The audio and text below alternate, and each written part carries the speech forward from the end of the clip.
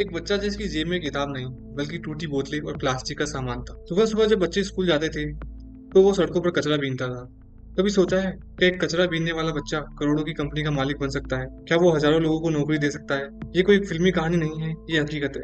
आइए मिलते हैं रघु से, जिसने गरीबी को हराया और आज समाज का हीरो बन गया। ये कहानी है रघु कुमार की, एक छोटे शहर के झुग्गी में जन्मा लड़का जिसका जीवन संघर्षों से भरा था। पिता शराबी थे और माँ अकेली थी। उसके 3 छोटे भाई बहन भी थे। रघु की जिंदगी का पहला स्कूल था कचरे का ढेर। लेकिन सपनों की कोई जात पात नहीं होती।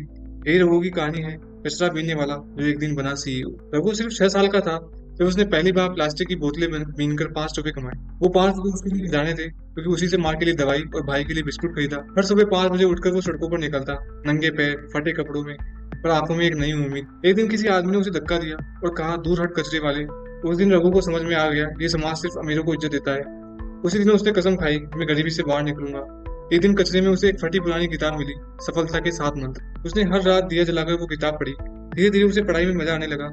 किस्मत ने करवट ली और पास के एनजीओ के एक अंकल ने उसे स्कूल में दाखिला दिलवाया। अब रघु सुबह कचरा बीनता, फिर स्कूल जाता और रात को पढ़ाई करता।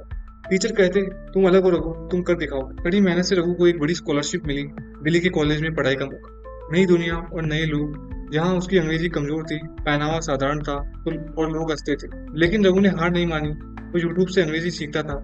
कॉलेज के तीसरे साल में उसने अपना पहला स्टार्टअप शुरू किया, लेकिन वो फेल हो गया।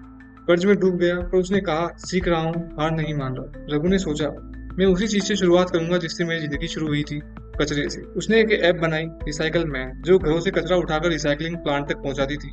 शुरुआत में लोग हंसे, कचरे से भी कोई बिजनेस कर सकता है क्या? लेकिन रघु ने हार नहीं मानी।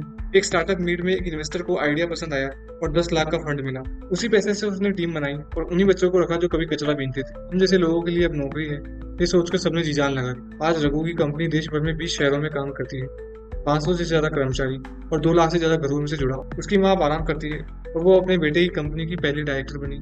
रघु को कई सरकारी पुरस्कार भी मिले हैं। उसने अपने कॉलेज में वापस जाकर उसी प्रोफेसर से कहा, मैं फेल नहीं था, बस थोड़ा अलग सोचता था।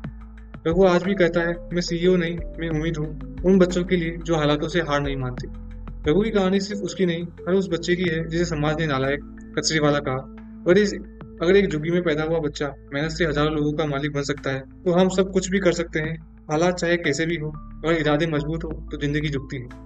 आप भी कर सकते हैं। इस वीडियो को अपने दोस्तों, परिवार और बच्चों तक पहुंचाइए जो आज शायद किसी कोने में सपना देख रहे हो, क्योंकि एक कहानी किसी की जिंदगी बदल सकती है। और कमेंट में हमें अगली कहानी का सुझाव दें।